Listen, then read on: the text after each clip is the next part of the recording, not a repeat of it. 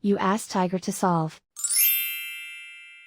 This deals with linear equations with one unknown.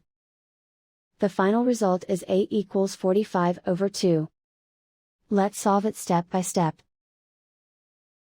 Simplify the expression. Expand the parentheses.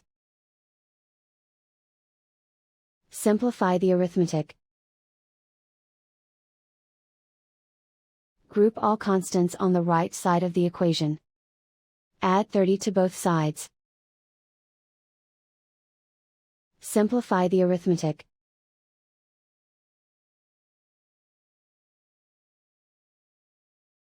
Isolate the a.